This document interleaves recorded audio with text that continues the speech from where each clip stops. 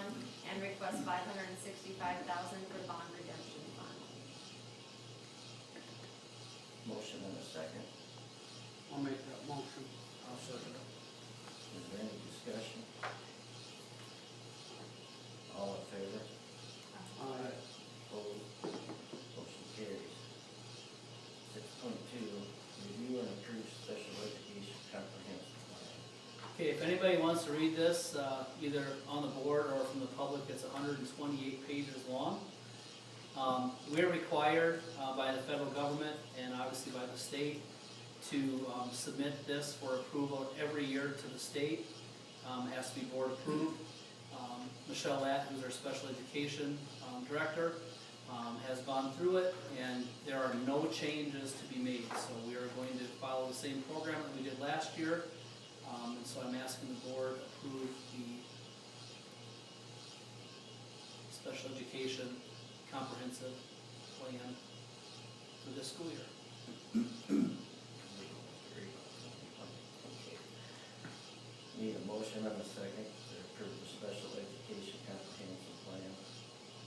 I'll make the motion to approve that. Second vote. Is there any discussion? All in favor? Aye. Opposed? Motion carries. 6.3, declarable piano surplus. Okay, in your board packet, you will see that we would like to declare 2 pianos as surplus. There's a 1914 Kimball upright piano and a late 1980s Wurlitzer piano with a $0 appraisal with the intent to either give those pianos away or to dispose of them. And I think it's on the sheet. For appraisers, Yep. Kelly Aseth, Craig Cassens, and BJ Cochran. Need a motion and a second to declare piano surplus. I'll second. All in favor? Opposed? Motion carries. 6.4, appointment delegate assembly member. Okay, every year, the Associated School Boards of South Dakota has a delegate assembly, and what happens at that event is that organization comes up with legislative resolutions, which helps guide their lobbyists when they meet with state legislators during the legislative session. And you go as a board member and you actually get to vote yea or nay on their resolutions, so they know where they need to be as far as supporting issues or not supporting issues. This year, the delegate assembly is on Friday, November 15th at the Ramcota River Center in Pierre from 1 o'clock until 5 o'clock. And so as a board, you need to appoint one board member to do that, and I would suggest also appointing an alternate in case that person can't go. Yes, I did it last year, Scott did it the year before. There's a good chance I'm out of town,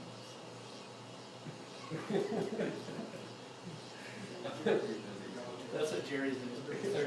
Not it. I'm not gonna hurt you.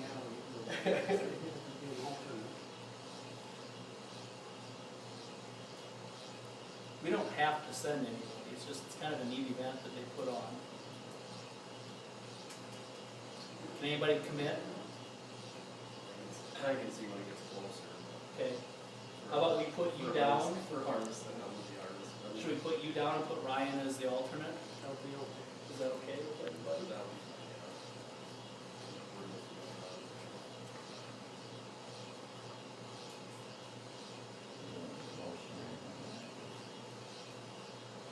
6.5, board member handbook discussion. All right, these next 2 items are probably gonna be confusing again, but I'm gonna try my best to figure it out. So, last month we brought this up, we tabled it, we're gonna talk about it again. So, there's a difference between what's on 6.6, a board policy manual, and a board member handbook. The board member handbook,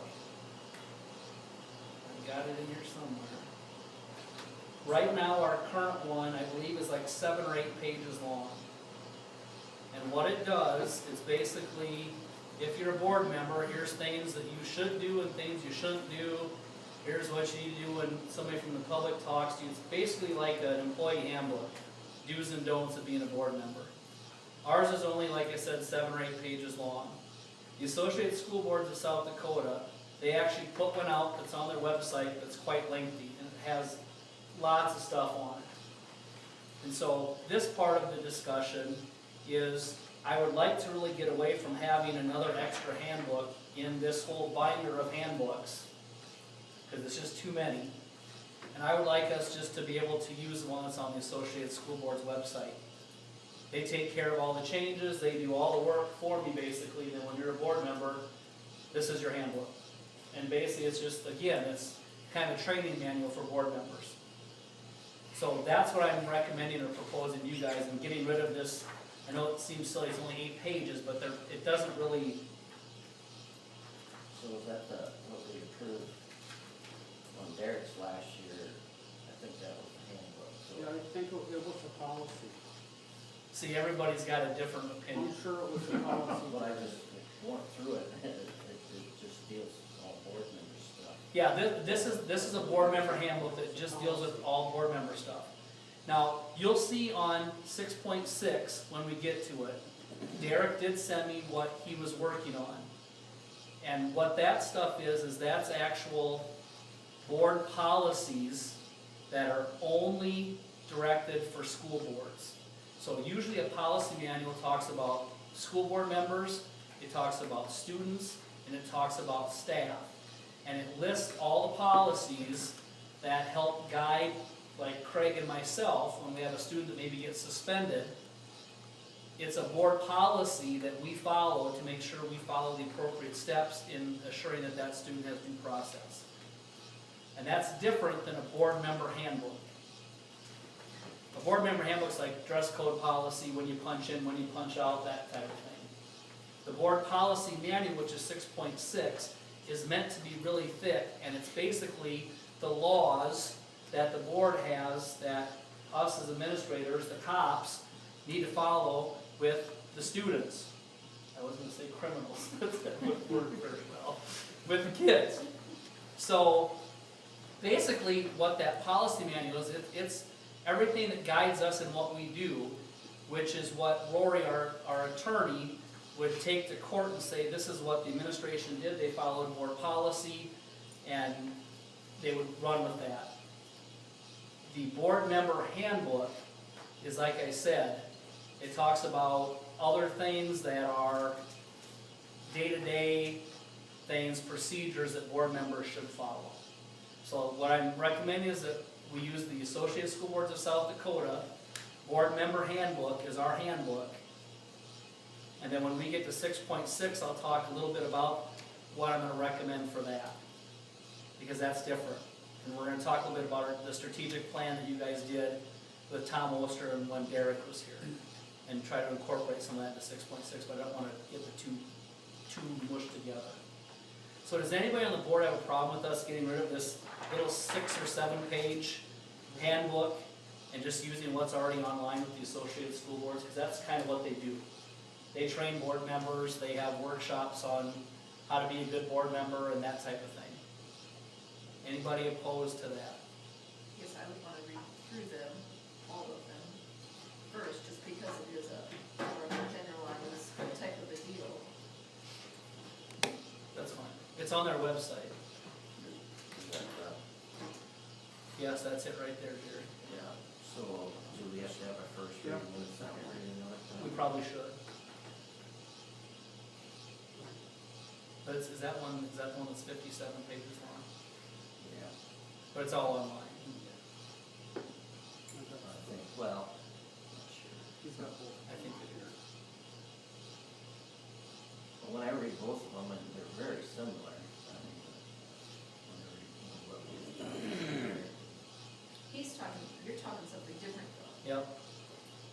We're getting it mixed up again. I think that's our problem. He's talking about this one right here. Just, right, these No, I'm 6, talking more 7. about this one. And that's the confusing part. I thought you said get rid of this and use- Yes, get rid of this and use Associated School Boards. Jerry's talking about something different again. I know, so what we approved from Derek, what are we calling that? Just What we approved from Derek is, would actually be part of our board policy manual, because those are policies. That's what he was working on, was policies. And he was working on policies, I think, from what he told me. So we do the first reading next month? Yeah, we can do that. I think we should. And it's online on the Associated School Board's website. And then when we get to 6.6, I'll show you what Derek did. And then I can kind of explain some other things with that too. But to me, what we currently have is not adequate for a board member handbook. Well, actually, I got, if you go to training, they'll give you a binder, I think, of all that stuff. A lot of it's in there too. Yep, and I got about 8 of them. So we'll do the first reading next month. Yes, sir, that would be great. Okay.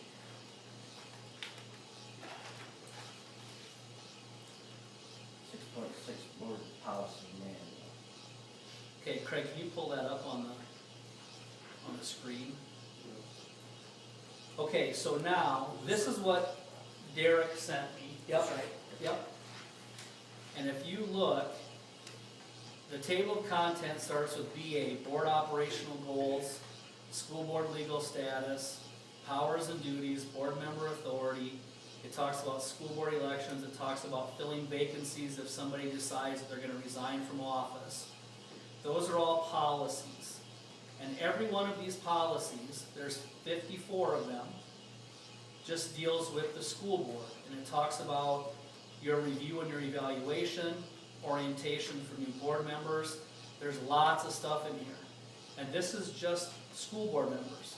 So what my intent is, according to your strategic plan or your action plans that you did when Derek was here with Tom Oster, it talked about hiring the Associated School Boards of South Dakota to do a policy review.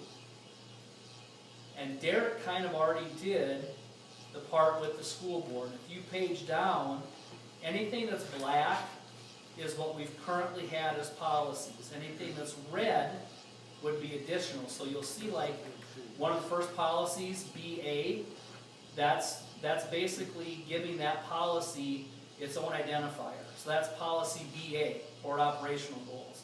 And then you go to policy BB, which is school board legal status. And it goes all the way until it gets to there's BBA, and then it gets to 4-digit BBAA, and you'll see stuff's in red and stuff's crossed out. Those are board policies, and again, that's what guides us, the teachers, the administration, in what we do. So if you go to like the one that's school board member resignation, it talks about how there are a couple ways that there can be a resignation or removal from office. Somebody has to die, they're removed from office, they fail to qualify as provided by law, they cease to be a resident of the district. So it lists all these reasons that would disqualify somebody from being on the school board. And then it also, the next policy then should talk about how the school board will fill that vacancy. And so basically what that is then is it gives us as a board and a district guidelines and tools to be able to do what we need to do. And that's the difference between a board member handbook and a district policy manual.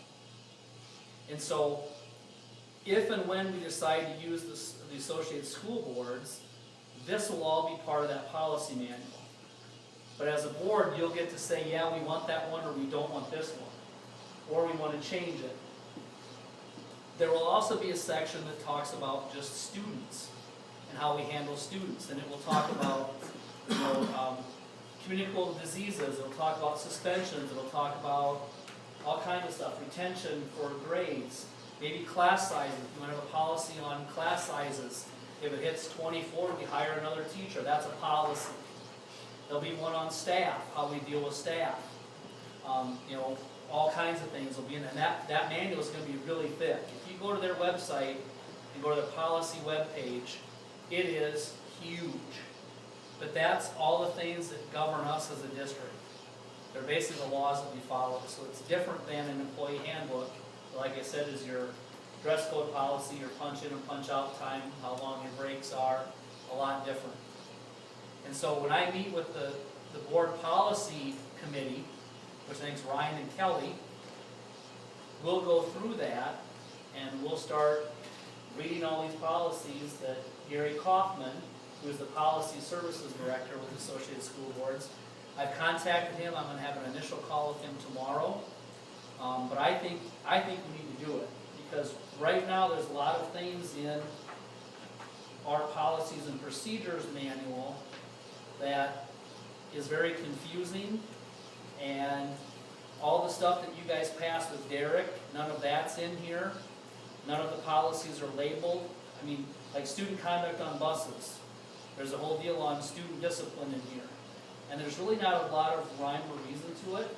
And so I think we need to streamline the process, and we need to organize our policies better and probably add a lot of policies that we don't have. That's my recommendation.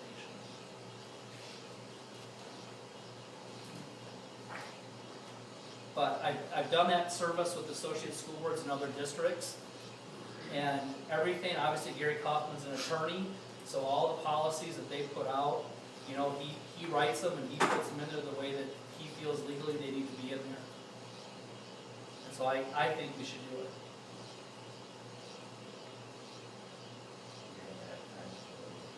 We're gonna have to. We gotta start it at least. It may not get finished, but we have to start it. And this is a big chunk. The part that Derek already did is a big chunk of it. And so I will, once I talk to Gary, I'll submit this to him and have him look at it. And he'll want to see, he'll want all of our handbooks, he'll want any board policy manual that we currently have. And he'll look at all that stuff and take some of that and put that into our policy manual if it needs to be, or he'll tell us we don't need it in there because it's here. So they'll do a full-scale comprehensive review if we want to. It will cost, I'll get the cost of it tomorrow, but I think it's well worth the money. And then do we have to review that whole thing, or we just take that and keep doing it? We'll have to review it, have a first and second reading. Most of the work will be done by Kelly and Ryan and myself, working with Gary, and then it'll come back here for the whole board to do first reading and second reading. So when I've done in other districts, we've had like, you know, new business, old business, and there's some months that under new business you've got first reading, and under old business you've got second reading of 20 different policies. So it gets to be a lot. But usually then your policy committee members will say, well, this one hasn't changed, or this one there's only these changes. And we'll try to highlight with red letters and strike-throughs what we're changing and what we're adding. It makes it really easy to see what changes are going to be made. But I think we need to start it, even with the building project, it's something we just need to start doing and trying to get chunks taken away from it. Otherwise it's just gonna keep piling up and we're gonna have to do it at some point anyway. So that's my recommendation. But I think it really needs to get done.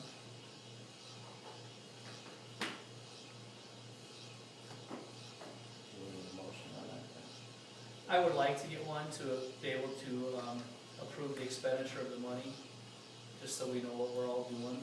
And I don't know, it's probably gonna be around that 3,000 to 3,500 range is what I'm guessing.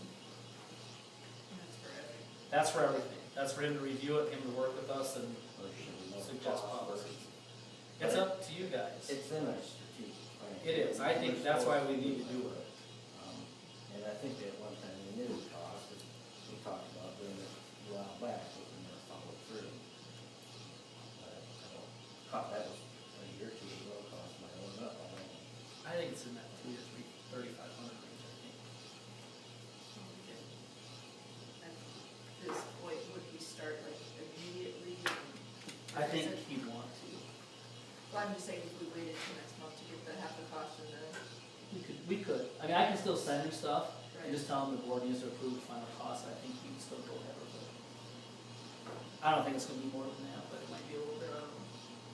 So you still want a motion to hire the associates clerk policy? If we're gonna wait because of the money, let's just wait. I'll send him what he needs. He'll start. I mean, I'm sure we'll do it. I'll get the cost from him, and if I think if it's $6,000, I'll probably tell him, no, we're not gonna do it. But if it's around that 3,500, 4,000 range, I'll do it. I'll just tell him we'll do it, and we'll approve it at the next meeting. If everybody's okay with that. Otherwise, you guys, I've tried to do it myself, and the time that it takes the policy committee and the superintendent and the principal, when you get him in on some of the student policies, it takes forever. Hours and hours and hours. Like I said, they've done it, they've got policies all ready to go that are kind of in template form, and it saves a lot of time. Okay. Moving on to 6.7, Economic Development Corporation. Yeah, I'll start this out. The original lease that, Terry, I want to recuse myself out of Oh. all of this. yeah, I'm holding it. okay, you recognize that. Okay, the original lease for, school renting the gym from the development board is up. Actually, I think it expires last June, and they get the way I read it, is that the way you read it? Ending on June 30th, 2019. There was an amendment that wasn't there, wasn't there? This agreement is effective for 15 years and 6 months, commencing January 1st, 2005, ending June 30th, 2019.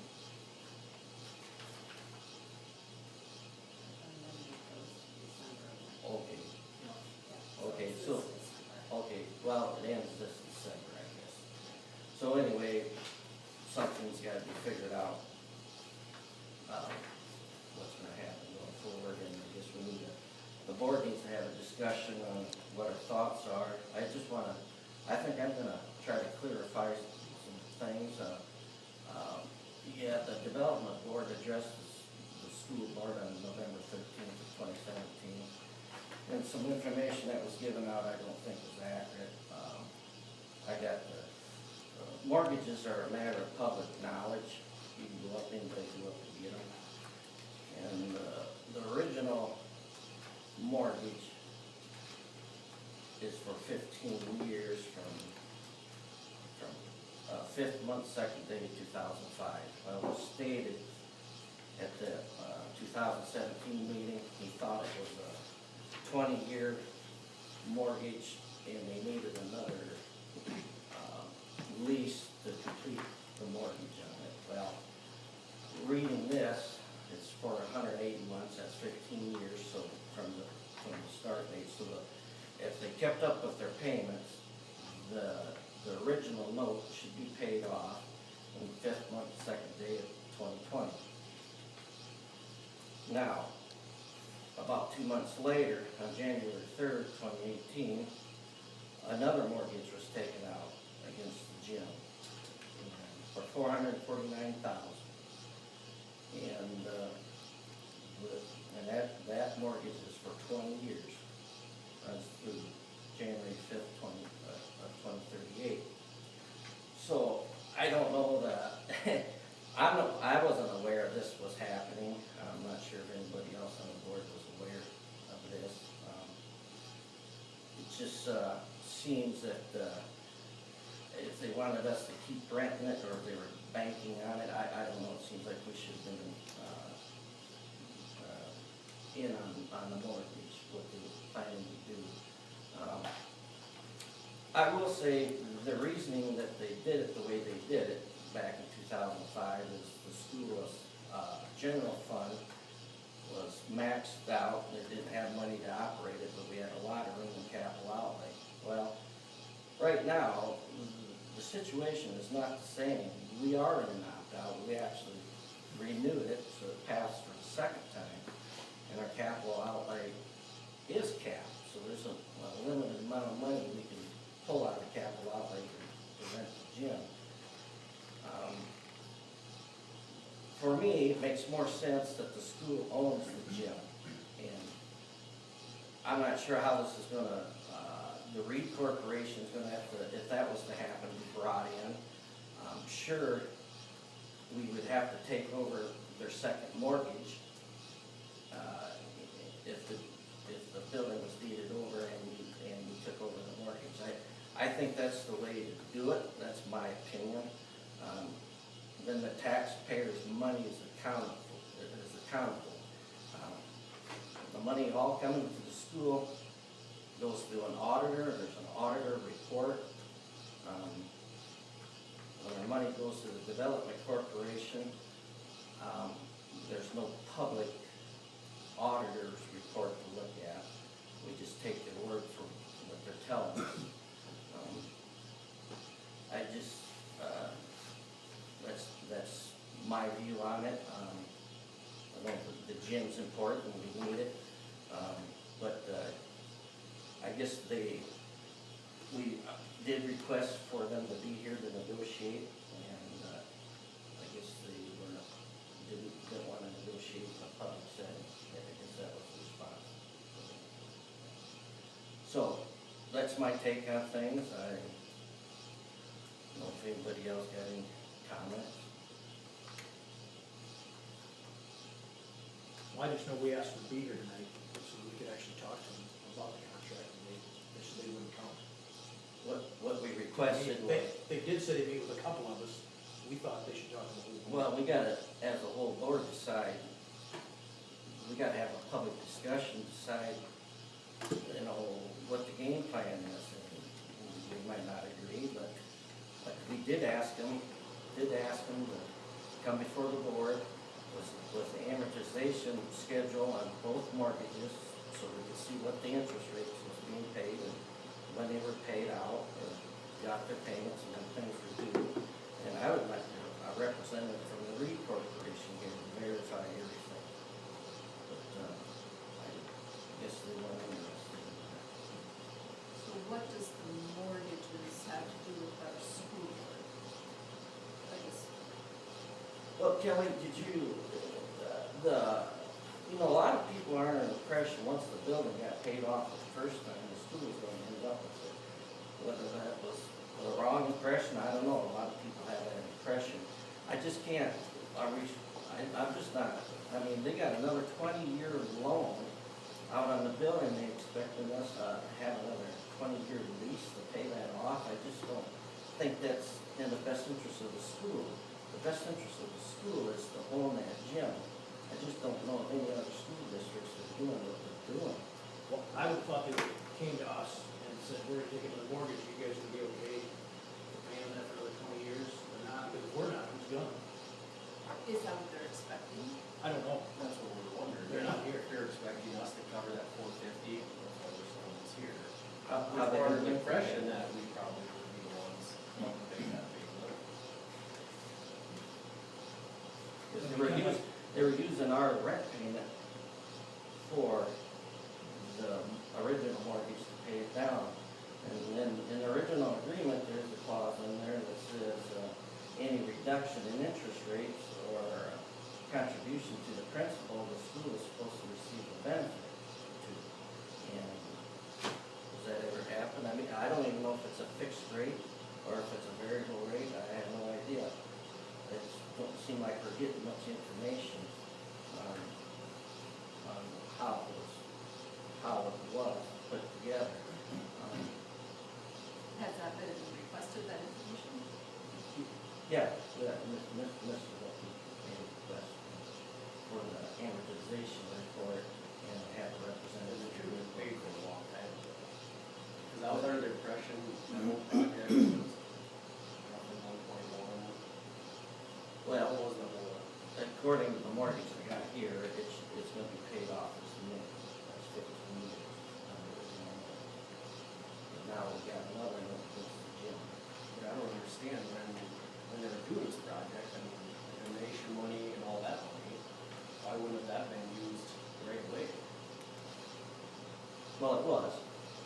The whole project, he explained, the whole project was 1.2 million with the community center. The city had a $200,000 grant, but the city had to own the community center, so that takes it down to $1 million.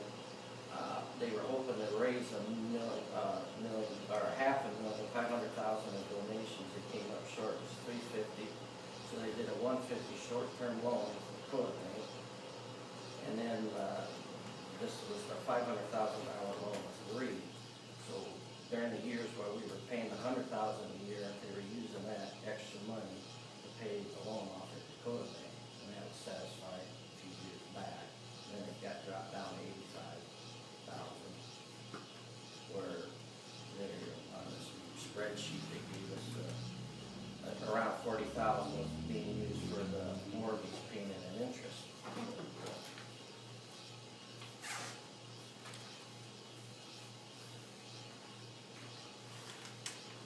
But I guess it's just an assumption. I think maybe, I don't know if it's an assumption from them or we're just gonna keep renting it. I would thought they would came to us and said they're already okay with the keep renting it, we're gonna pay another mortgage out. That didn't happen. I just think it's in the best interest of the school to own the gym. I just don't think we should be relying on other people for our facilities. I had a conversation with the guy that did our strategic planning down in Sioux Falls, and he thinks what we're doing is crazy. He says, use your money and build your own gym. So if they don't wanna turn it over to the school, I think the thing to do is the school have it, so the tax money's more accountable. So when you say turn it over, just like, Well, they would deed, I know it can be done, they could deed it over to the school, but there's gonna be a mortgage done with it, so we'll have to pay the second mortgage off. That's what I like to see happen. But the REIT corporation would have to agree to that. is it for sale? Is it up for grabs? I just don't, it was a way to, back then, the finances, things have changed. I mean, I think the school should own the gym. I just don't think renting it forever is not a plan. I just don't think that's a plan. There should have been a better end game with this, and there wasn't. I just think, you can't expect the board to just keep renting it forever. I don't know, I think it's in the best interest of the school to own the gym. So with our busing situation where we lease that, I mean, is that something we should, that's not a plan, or after so many years of We leasing? don't lease the buses, we don't lease the. Well, We we contract our contracted bus buses. service. That's different, but we don't have an agreement from them yet, and we don't know if it's for sale yet. The one question I would have though is if we take over that mortgage, whatever they use that money for, I mean, as far as to buy, who ends up owning that? Well, it's just the mortgage, it states right on the mortgage, right here, it's the gym here, I mean, it's $449,000 against, lists the legals for the gym. So, if we take that, we pay the mortgage off, and it could take 20 years, I would like to see us maybe speed it up some, save some interest money, but, when it's satisfied, at the end, there's an end game, the school's gonna end up with the gym. So, And I mean, It would be nice what they would use that money for. I mean, this year they're using the 449 for improvements on the gym, are they? well, I don't know what they're using the Yeah, money it'd be for. different if they were putting an addition or doing improvements to the gym, but, I mean, if that money's being used for another project, but as a school board, is that our decision to make, or, I mean, it kind of affect your decision if you're gonna continue funding some other project or not. I mean, like I said, if they were using that money to stick back into the gym, then that'd be different. But like I said, if that money's going to a different project, as far as I'm concerned, we're using taxpayer dollars to fund something different. and we don't know, but if we have it, then we know where the money's Yeah. at. But if that 449,000 was going to an addition on this gym or something with this gym, then that'd be a different situation. As far as I'm concerned, yeah, we should have borrowed money. If they gotta do improvements, add-ons, then that's different. don't they keep the gym up? Well, I have been, but If we finish paying, if we're gonna pay another 20 years and there's 450,000, we'll have, what, $2 million stuck in that gym? $2 million stuck in that gym. I mean, should we, But we don't have anything to say that that's what they're presenting, I right? mean, yeah, well, ask them, yeah, like I said, before I make any decision, I'd like to know where that money's I going. just want to, we gotta have a discussion on for owning the gym, if they'll give it up.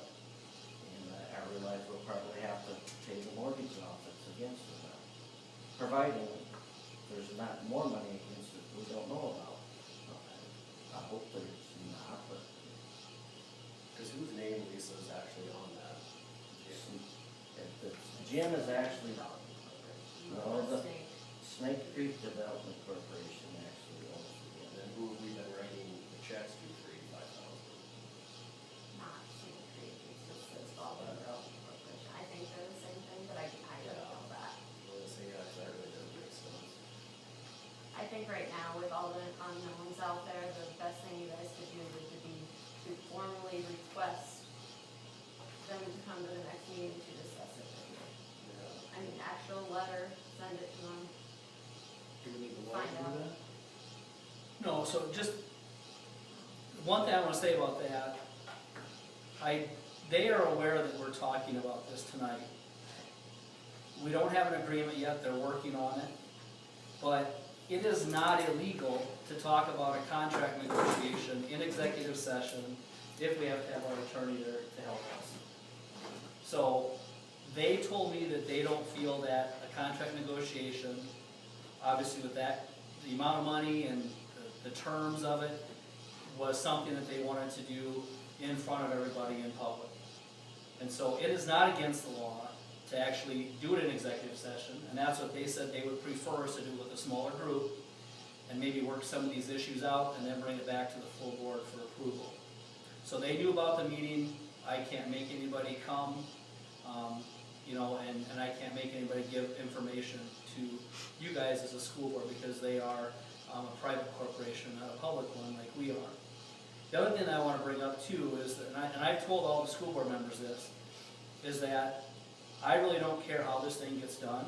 I don't care if we buy that gym from them, if we continue to lease it, or if we end up building a new gym, which that's a whole nother dimension. I've got my own feelings about that too.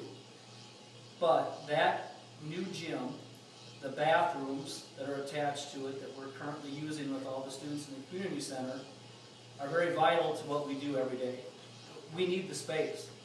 With everything going on around us, the building project going on, I don't need less space, I need more space. I'm working right now, and it'll come up later, but we have one exit right now for the kids that are up in the music rooms above the shop area. One, with classrooms full of kids. I've got to have two. If I can't figure out a way to get two, I might have to move all those kids somewhere. And now if I don't have the new gym to maybe move those kids into, if I have to do that, I don't know what I'm going to do, because in April I've got to move everybody out of the elementary school into the two churches. So, like I said, I don't care how it gets done or what gets done. But we have to figure something out so that I have access to that facility, period. For the kids, for the staff, for education, for extracurriculars, co-curriculars, I need the space, period. And part of this, I feel like, and I'm gonna vent here, and I'm good at that sometimes, but I feel like with this, when I got hired to be here, the community was going like this with the building project. We worked very tirelessly to pull everybody back together. The building committee, we took a lot of flack, we took a lot of heat, but I think in the end, and I feel still right now that the community is starting to come back together. And I feel like this issue is going to do this to us all over again, and we're going to head right back to where we were before. So I'm just letting you guys know that it puts me in a bad spot, because you guys are my boss, and I got to be careful what I say, but I also have to advocate for what I believe in, and that's for the kids and for having the facility. Like I said, I don't care what you negotiate, I don't get to do that, you guys do. I need the space, I need the bathrooms, because I don't know what we'll do if I don't have bathrooms with the kids in the community center. And we don't have the new gym, I'll have to go outside and use these here that have 2 toilets in them, I don't know. So, Anybody here wants to go. I don't think so either, but I want you guys to know that it's important to our overall operations, especially with the building project going on. And after that, if we have a solution, then that's great. But between now and when we move into our new facility, hopefully the first part of September, the rain will stop. But other than that, then that's fine, and we can figure it out after that. But I need it up until then, at least. So that's my 2 cents. As far as the negotiations go, just like we do during the school year, when we go into negotiations, we have our subcommittees get together, and they do that, just like any like building committee. Yeah, It the goes board, to them first, the and then board it comes sets to up everybody. And that's one, that one's a little bit different, Kelly, because that one is a specific reason you can go into negotiations. If we were just gonna talk contract without having Lori, we couldn't do that in executive session. Our attorneys and their attorney, which I'm guessing would happen, we would have to be in there together to do an executive session. I'm just saying if Yeah. a subcommittee would get together with that. But the board has to, when we negotiate with the teachers, we have an executive session first, and we set the parameters of what the negotiating committee will go up to. So we have to have a meeting and discuss what we're going to do. Now, if we want to request, I guess we'll make the same request, put it in writing, I still think that, I think that they should be in front of the entire board. If it's an executive session, that's fine, but we should have, they should need to bring us some information. We need the amortization report on both mortgages, and I think a representative from the REIT Corporation should be here. And I think that's reasonable.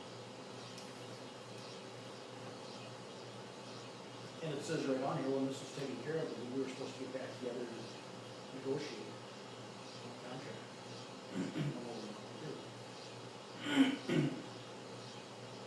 And my guess is that we will do that once we get their new agreement that they want to present to us. But I mean, I don't see why they can't come to a board meeting and just tell us what they want. I don't understand that. And I have a little bit of a problem, because when they came and talked, Mr. Gary had talked about it, he told us we had 5 years left, and they wanted five years of payments. Well, it's paid for now, and they wanted 5 more years. What was that 5 more years gonna be for? Well, that's providing they kept up with payments. Well, yeah. Or it's gonna be done, and they were done, whatever. But anyway, I mean, I'd like to know why they, I mean, I at least think we need information. And we can, like Lisa said, I think it's a good idea, send them a letter. Jerry can sign it, requesting their presence at the next meeting, and whatever else you guys want to have. I mean, I don't think we can force anybody from the REIT Corporation to be here, because it's not our mortgage. They would have to, I'm guessing, Snake Creek or whoever would have to ask them to have that person here, or if they even would want to Well, show yeah. up here. We make the request to the development Yep. board, and they would Yep. reach out to the REIT. And I've talked to 2 or 3 board members that were on at that time, and they said that their understanding, nothing was ever wrote anywhere, but their understanding was when this was done, it was gonna be turned over to the school. That's what the talk, I mean, it never was written down anywhere, but that's what the talk was. I mean, they own it, so it's gonna be up to them what they wanna do with it. To me, I don't know why they wanna keep it when the school would take it over. I don't know what. So, when I got hired, again, we'll go back to this, this is kind of the other side of it now too. Because we do need the facility, but when Mr. Cassens was walking me around before my interview, we walked through the old gym, we walked through the new gym, community center, the weight room, and when he explained to me that we lease that and pay money to this other entity and how much it was, it honestly shocked me, because it's a big amount. And so that whole thing kind of threw me off a little bit. Now I've learned some things, and I'm learning about it, and, you know, it's interesting. I think that initially it was, you know, they obviously wanted to help the school out any way that they could, and thus that's why we're leasing the gym and the weight room the way that we currently are. I don't even know how to even help the school out. Can I jump in on that? You gotta try. Well, yeah. A little bit, yeah. So, this has been like a move about the sophomore. You know, and I'm not trying to date you, I'm just saying it's been that long ago. And our finances, I think Gary mentioned too, have changed a little bit, and state laws changed, but at the time, where we were at with our general fund, we hadn't opted out of the tax freeze at all. And looking at what we had for facilities and how could we possibly do this, and this is actually before I came, but I was here early enough when it first opened its doors. We were able to use legal means to build this through a third party, and the school would pay a lease payment out of our capital outlay that would cover paying custodial, paying the electric, which by state law, you can't pay, you can only pay that out of general fund. So we were paying stuff that normally you'd have to pay out of the general fund, we were paying it out of the capital fund. Because we had the money, we had the ability to generate funds in capital, but not general. So we didn't cheat the system, they used the legalities, because nobody sitting at this table was either an employee of the district at the time or on the board. And that's why it was done that way. So they couldn't have tried passing a bond or anything like that? Could have, I mean, it could have, I'm sure there was some Yeah, they discussion. could have. They could have passed an opt-out, I mean, and then eventually we did. Yep. You could have passed. Could have done an opt-out, could have done a bond. Mistake was I made. figured you would try to bond and that failed a few times, then what is wrong? It's very possible, I was in Hutchinson County at the time, and I've been to Fall County once in my life. Yeah, that was my thing, and to me, it seemed like they didn't really try. To me, I feel like if they failed multiple times, and then maybe go this route. And I'll say this, BJ, because I was fortunate enough to, be a new principal, new athletic director, and having schools come play and come to events here. And I got to kind of chest out, because we had, I want to say we've had other schools that visited us and wanted to play. This was a great idea how you did this. This is awesome that you're able to do a doubleheader. You can have a wrestling tournament now and have 3 mats going versus 2. How were you able to get this done? I did my best to explain it. He said, well, that's an interesting way to go about doing it. Because you didn't have to have a bond obligation, a bond vote on it, and you did it that way. And they wanted to know, well, how does the community center work? I said, well, that's with the city. How does that work? Try to explain it. And it does become very convoluted when maybe there's a piece of paper laying on the floor, and you could split hairs and say, well, who's gonna pick that up? Well, I'm not picking that up, I don't own this. So there's been headaches with it. It would be nice to own, whether or not it's something that we or you people as a board or us as a district go forward and do. That kind of remains to be seen, but we were the envy of a lot of area schools who come here and compliment us on our addition, our facility. But the way we did it, I mean. Was different. Or we Was was the ones in different. the state that have done that, or doing it. I don't know of any other schools doing it. I had a phone call last week, 2 weeks ago, of another school wanting to know how we did it, because their economic development corporation also wants to do that for them. And they want, actually, it's not their economic development, it's their, Is it just a third party? it's like a community Foundation. foundation, might not even be a foundation, but trying to do it, so I explained it to them. I said, make sure you have in your agreement, if you do it, what happens to it when it's done. Where's that? Yep.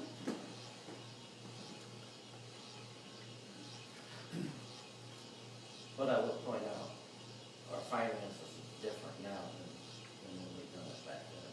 So, I think that's important. But even then, if they tried bond rules back then and it failed, I mean, obviously, then they probably should have done it. Just like a banker, if you're trying to get a loan for your farm, if you can't, you can't pay it off, why? You try to look at different situations.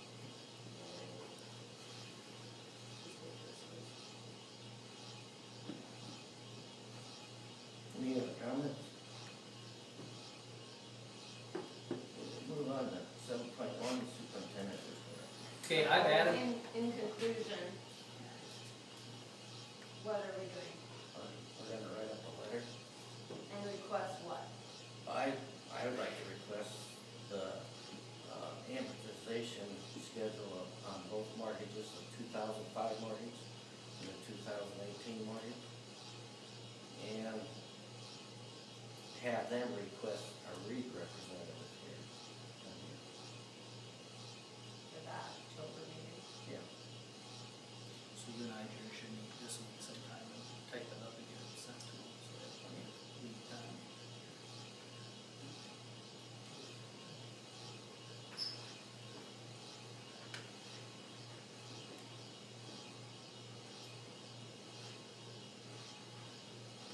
And so as far as the negotiation, Well, I think we should do it as a whole board, have an attorney down here, and have a whole board here. I think it's simple.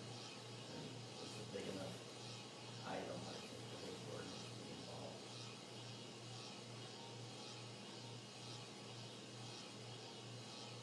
So I guess, I can give her a heads up that we have to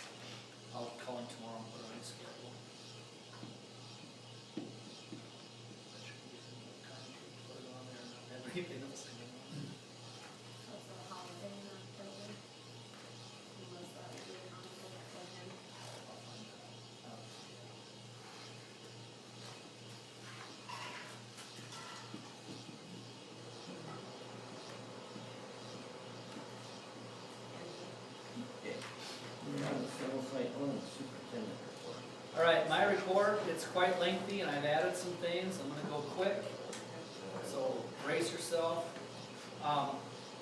If you look in the entryway of the community center, the north door, right outside, these doors right around the corner, 2 feet from the door, and over by the elementary school, our state mandated national motto signs are hanging up in all 3 buildings. Mr. Lepke, I'm sorry to interrupt you, but you have 2 attachments, is there one that you want open over the other right now? The bottom one there. Okay,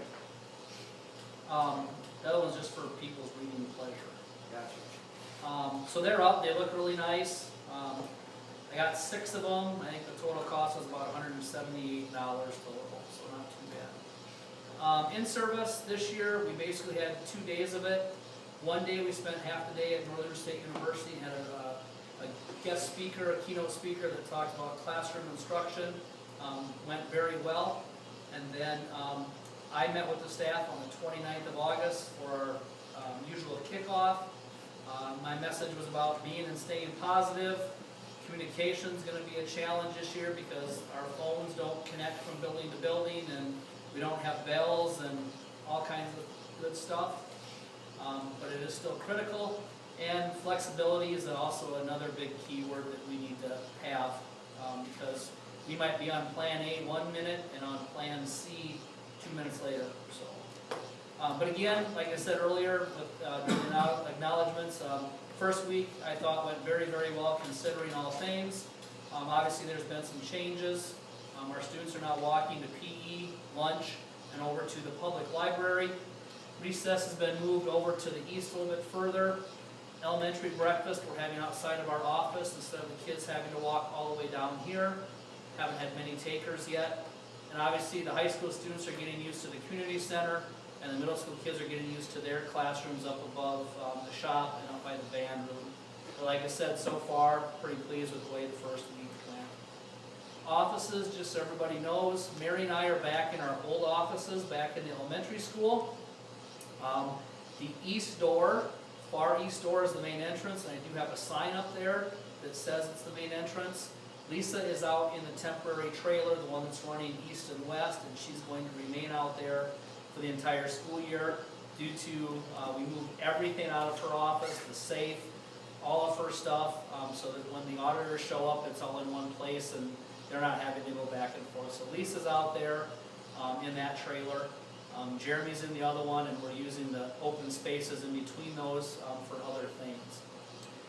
Today the Lions Club they have a really neat eye van that does eye screenings, and it actually takes a picture of the student's eyes. And I think we screened about 102 kids today, and we had 5 that basically, if there's something that they see that doesn't really look right, they print out a form, and we had 5 kids that they recommend go have a regular exam by an eye doctor. So 5 out of 102. So overall, it's kind of neat. It's really quick. We got through those in less than half the day. So, and it's free. It doesn't cost the kids anything or the school anything. Homecoming week is right around the corner. It starts on September 30th and goes, I think, to October 4th is the Friday football game. So just keep that on your radar. We talked about board policy review. I'll talk to Gary Kaufman, and Ryan Kelly and I will be working on policies as the policy committee. The Associated School Boards of South Dakota, they have 9 region meetings this year, and we usually send some people to that. They run from 6:30 to 8:30. Usually there's a meal served. The 2 closest ones are Tuesday, October 1st in Aberdeen, and Wednesday, October 23rd in Mobridge. So if you are interested in going, last year we went to Aberdeen because it's a little bit closer. Cuts off about half an hour. So right now we'll probably plan on going on October 1st. If you're interested, school board members, please let me know and I will get us signed up for that. Part of the new state laws, the opioid crisis is obviously big. I think our local law enforcement, actually, they carry this antagonist around, which is actually the reversal for the opioids. Schools are not allowed to do that, but in order to do it, there's lots of things that we have to do. And the first thing is we have to actually be trained, and there's a webinar on September 17th at 10:30. There's lots of forms, and of course we would have to order that antagonist from a drugstore. And it actually goes to a different pharmaceutical company. We're allowed 2 free doses to have here at school. So I'm going to talk to Mr. Cassins and see if he would like to sit in on that with me. And I'll see if Brent Cohen's, our local law enforcement, our school resource officer, wants to sit in as well. But I know they already have it there, so it's probably not a bad thing to have here, considering it just might be another avenue for us to be able to help somebody if they're ever in need of it. The 2 last things, the associate school boards. All of us, I think most of us know that Randy Royer has retired, so Dr. Royer is no longer there. So they just recently replaced him with Jim Holbeck, who is the former superintendent from Harrisburg. So Jim Holbeck, nice guy, has been around school boards for a lot of years, will actually be the new board development and board member services director with the associated school boards. The last thing I have is my region superintendent meeting in Pierre is the 3rd Wednesday of every month. My first one is on September 18th, and I will be out of the office on that day. And that's the only time I'll be gone, unless I go out to the colonies. We'll be gone in September. That's all that I have. And then just quickly, the thing that Craig brought up, that other attachment, that quick read that I mentioned, it's called Rural Outreach Cycle. We seem to have a lot of people that like to get on social media and talk about things that sometimes really aren't things that are a priority right now for us. We've recently had people complain about the roof on the new mechanical room. That is a temporary roof, not the real roof that will be there when it's all done. But of course, one person commented, and then about 8 other people commented about how ugly it is. And so we as a community, and it's actually from a farming journal, talks about how we need to be focused on the right things and not go in and blow up at people that are in public office, because a lot of times we can't control things that happen. So if you have time, read it. It's in the public content folder in board docs. That's all I have. 8.1 secondary principles. Yeah, I'm gonna piggyback on a lot of what Mr. Lepke said.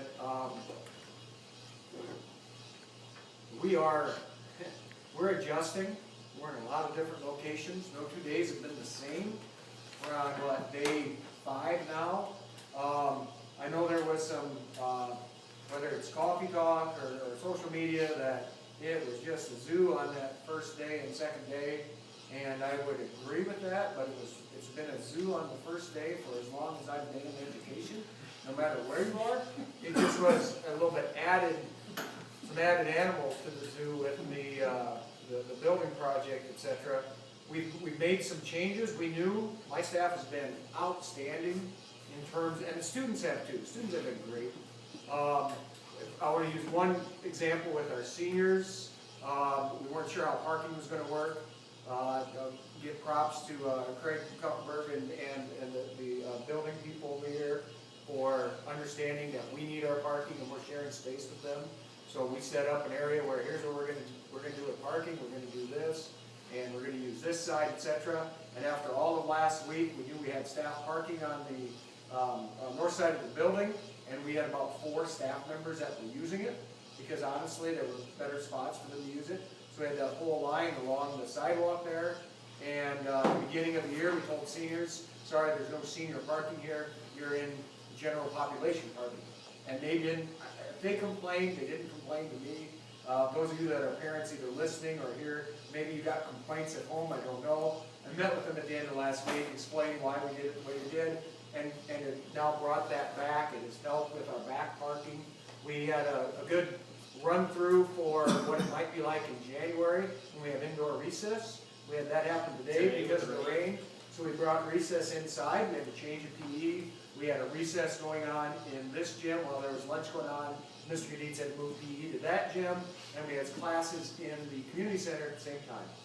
Was it a perfect setup? No, but we rolled with it, and now we know how that could potentially be better the next time or worse.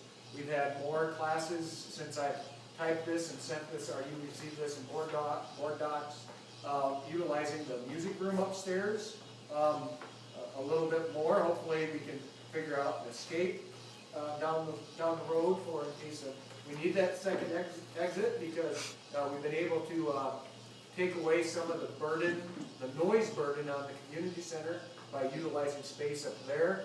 I can speak for my office is now not only doubling as the custodial room, we have a teacher lunch area. First period, we have a class in there, and now I teach my 7th period class in there because my size of my class has diminished to the point that my loud voice is now not in the community center, period 7, which is good for people around me, so I go up there. It's been really, and I said this, I told the board this, I told people this, I'm more excited to start this year than a lot of years because it's a challenge, it's exciting, it's new, it's different. But I'll also tell you, it's not all been rainbows and unicorns, because there are nights that I go home and I go, what in the heck are we trying to do? But we know that the end project, the end game is what we're looking at. Someone mentioned having an end game. We've been doing a lot of flexibility, communication, like Mr. Lepke said, and positivity, being positive on things. It's not easy to do. I had a day where I got pretty upset 3 or 4 times that day. And I don't remember doing that in the last couple of years. And it might have had something to do with the building. Who knows? But our students have received it quite well, I think. And our staff are being flexible on our end. The elementary teachers, I don't know how they do it with tennis shoes and tiny shoes when they have to go back after lunch. But everybody is chipping in. And I would encourage any parent to come and witness it. I don't want everybody to come at the same time, because it's already pretty chaotic. So if parents would like to come see what's going on, I'd like them to call in advance so we can maybe schedule a time that they can come. And because we're not trying to hide anything, I'd like parents to see what's going on. Number 2 is my traditional September, to let you know what we're doing with distance education, so the board knows and the community knows that we do have students that are utilizing our technology to receive those services. I've got one thing to add, and it's more for information for the board.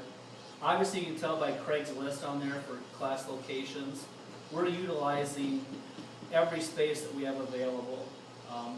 We have one visitor locker room in this corner that is the visitor locker room. The locker room that's over here is Jeanette's maintenance storage room for her. She still has stuff in the multi-purpose room. The closet in the new gym is being utilized for distance learning and for our counselor, for her to have an office. So we have a lot of areas tied up with a lot of people. So right now, Craig and I are toying with the idea of, normally we don't start senior privileges until after Christmas and second semester. We're talking about possibly starting those earlier, just to alleviate the extra kids being in the community center that maybe have a study hall or don't have anything to do, to try to keep the noise level down, to hopefully bring up the productivity of the other classes. And right now we're in the discussion phase. Yep, just discussion phase only, but I just want the board to be aware of that. So if you hear of that, Craig and I may have that conversation and do it sooner rather than later.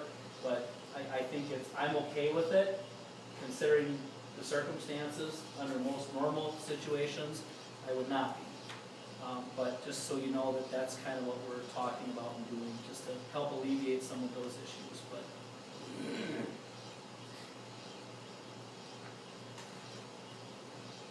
Okay, moving on to 9.1, building project update. all right, this one's a little lengthy too. I'll try to go through it, but it will be up on the board. And if any member of the public wants to get on with our website, you can see this at any point in time as well. We've had 2 meetings now with the, we call them owner meetings. It's basically Scott, BJ, myself, Craig's been there. We're gonna involve Jeremy with the technology parts of it. Jeanette's been there. Our architect and members from Kybers Carlson. So there's about 10 of us in the room. Our next meeting's on September 19th. We meet at 10 o'clock in their office trailer out on the job site. But we have there's an agenda that we follow, and we talk about different items, and we talk about the schedule mostly. But just so you know, just going down the list, obviously they're continuing to pour footings. They poured the, it'd be the east side of the school building, the north and south run, and they've done the north side of the new building that's gonna run east and west. They've done the footings to that. Today, they pumped the water out of that trench, and it was full, 4 feet of water, because most of the water from the site ran into it. They pumped the water out, they put on their muck boots, they were down in there actually putting rebar in to form up the foundation that they're gonna pour in the next couple days. So they were down in there working today, which really kind of surprised me. Out at Collins Colony at Willow Lake, they've started to actually pour our precast concrete walls.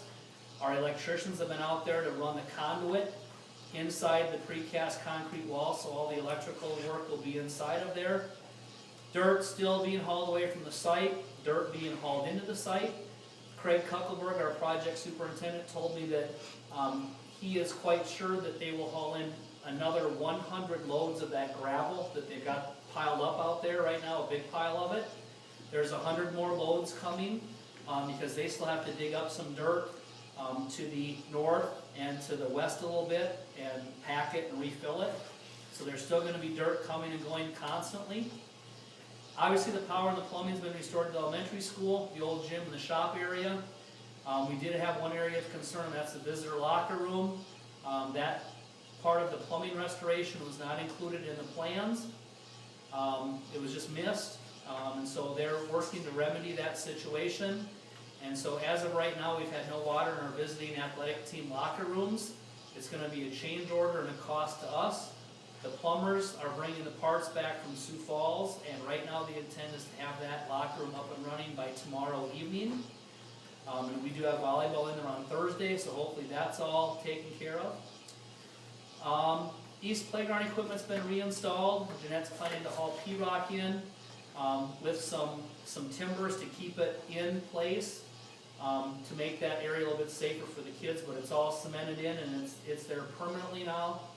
The bus drop-off and pickup locations have been working pretty well so far. We've asked parents to stay away from that area before and after school, and they've obliged that, and it's been really safe and no cars running in and out of there, so that's been a good deal. As I mentioned earlier, communication's been an issue.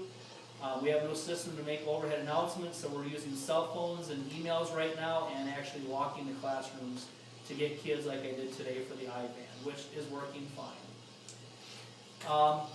Out back behind our office, there's two big pipes of electrical that was only probably a couple feet, not even maybe buried into the ground.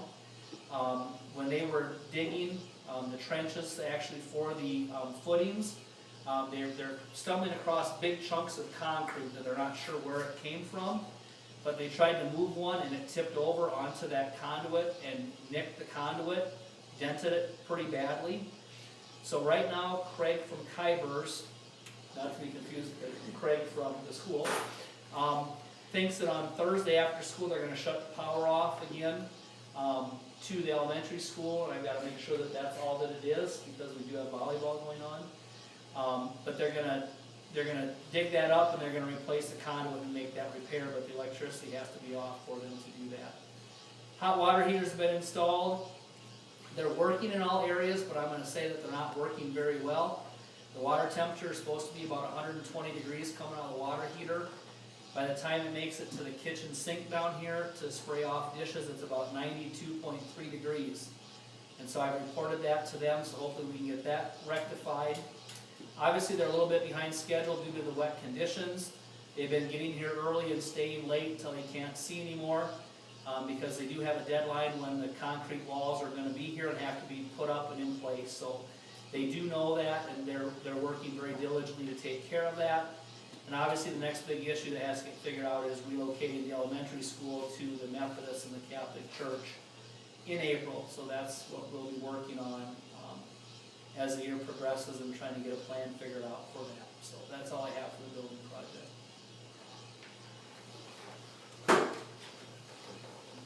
Number 10, open forum time. Anybody can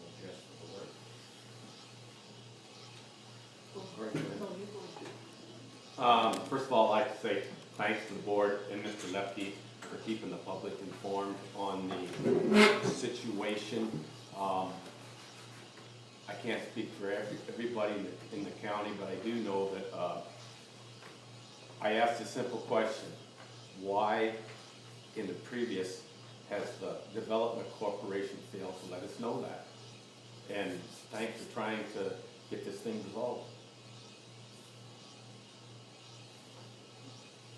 Well, you know, I sat at a city council meeting, and it was maybe a couple meetings ago. The Development Corporation had already come to the city to figure out their contract. So I find it odd that they didn't come here around the same time. Because to me, they seem like they'd be very, well, together. So to me, that's just an odd thing. Also, that they really haven't approached you about what it is that they do want. I think that's odd.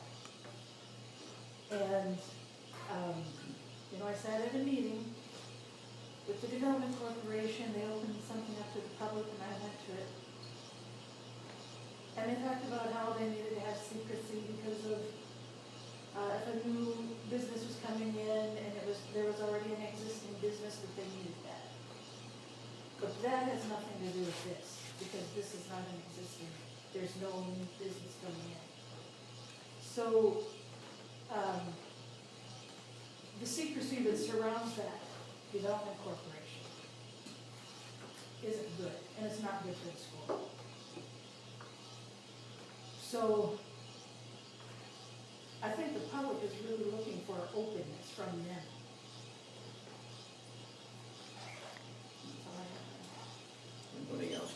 If you sign another contract with the development or with Snake Creek or whoever it is on the gym, do you have to sign it for 20 years? Can it be a year to year? I mean, is that something that could be brought up maybe until, Whatever's negotiated. I mean, yeah, if you have a meeting with them and you wouldn't have Well, to that's do what it we're for trying them. to do, is get Yeah. meetings. Dave? This letter you're gonna send out, and if they come in, are you gonna do that in executive session? Or are you gonna do it here in the public? If they would come in next month, you've been talking about going into executive session or something with the whole school board. Is that gonna, are you gonna do that in executive? I think they prefer the negotiations being executive session. They do. Yeah. So if you do, when you come out of that, are you gonna do that at a school board meeting? Yeah, that would be it. Then when you come out of that, are you gonna tell us what you talked about? No, we can't do that. Then how's the public supposed to know? Well, when the agreement comes out and the contract will be up on the board and we can read the contract and it'll either get voted through or not get voted. So will the public be able to come in here and comment on it? Are you gonna? Well, I suppose we could put the, open forum time, we could put the contract up, let everybody read the contract and maybe delay voting on it for, I don't know, that'd be a decision we have to come up with. In other words, if you guys come up with something, you're gonna put it before the people, you know, the community first, before you vote on it? That was something we'd have to discuss, I guess, and come up with an agreement. I think the public would like to know what's going on. In case we wanna get mad at you. It'd be nice, it'd be nice to tell us, you know, what you're planning on doing. At least, you know, one session before you decide to vote on it. So if you have to sign another 20-year contract, if that's what they're requesting by chance, would it be feasible to build, do we have the room to build a whole nother gym and not rent this from them? Do we have the room? I believe so.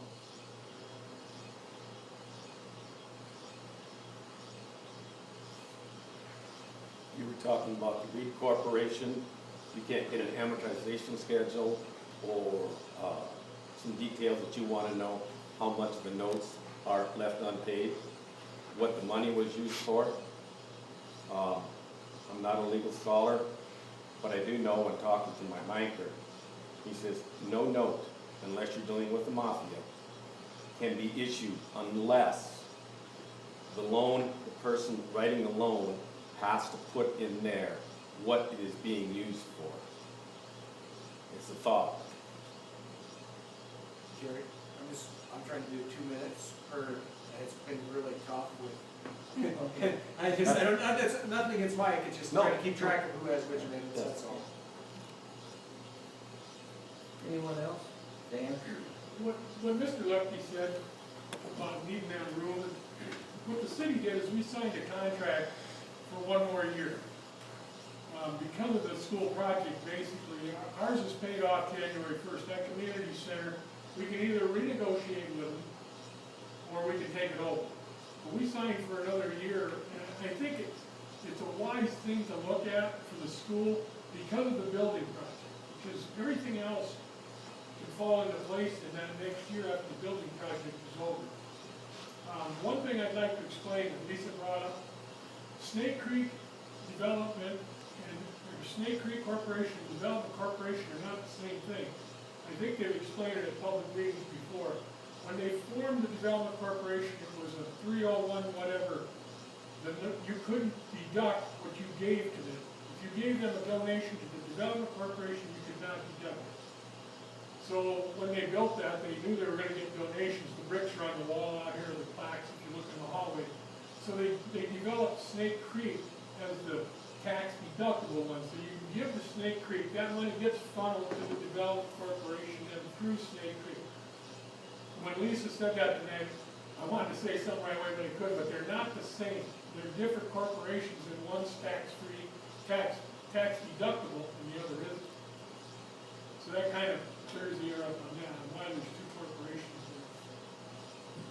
And the other thing I'll say as a city councilman more than anything, is that west development is under what they call a TIF. And everybody probably read about that. They're doing it all over. They do it in Aberdeen, they do it in other small towns. They think it's 18 years, but I'm not sure. And how that TIF basically works, and I might not have this all right. And you've got about 10 seconds, just to let you know. Okay, well then, we're not gonna get through it. But Okay. that's supposed to be paid off by the TIF. This is supposed to be paid off by selling lots. That was the plan. Now, whether that's gonna work or not is another story. That's probably kind of. Anyone else?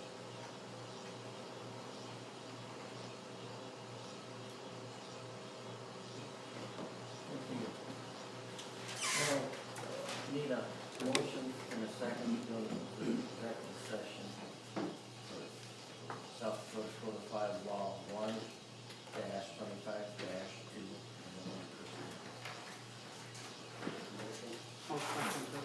All in favor? Aye. Thanks, everybody, for coming. Thank you for your time. Yeah, thank you. Are we making salsa tomorrow, or what are we doing with the tomatoes?